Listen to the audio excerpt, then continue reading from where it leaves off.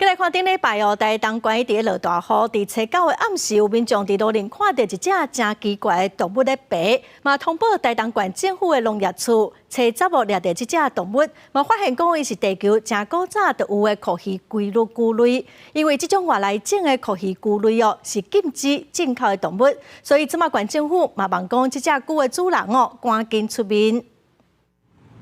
初九暗时落大雨，民众开车经过台东市山西路，发现一只真奇怪的动物伫过车路，看起来亲像蜡里，阁亲像龟。民众通报予台东县农业处来掠，查查掠到，发现是一只那亲像酷鱼菇类。伫台东县是头一届伫室外发现的外来种动物。看到之后，他也先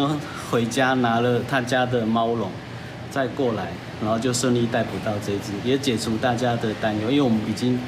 跟周边的民众说要小心。这只酷鱼菇类体型超过30公分，伊原生地伫美洲，是地球上古早的爬行动物，寿命100岁，上大体型有60公分，生活伫正水的环境。因为加力真强，是食肉的动物，夹到人的指头啊会骨折，可能对农田的工作者会有危险性。已经予经济部列做禁止输入的物种。它们其实平常就是生活在水里面，它其实不太动，比较像是一颗石头在底下。那它比较不会有什么，一般比较不会有什么危险，只是说你如果不小心踩到它，可能会被咬。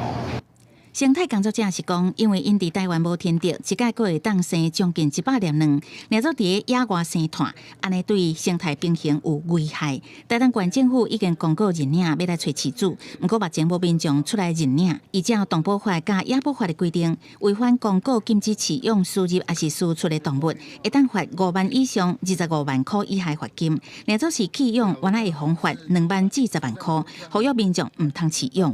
记者综合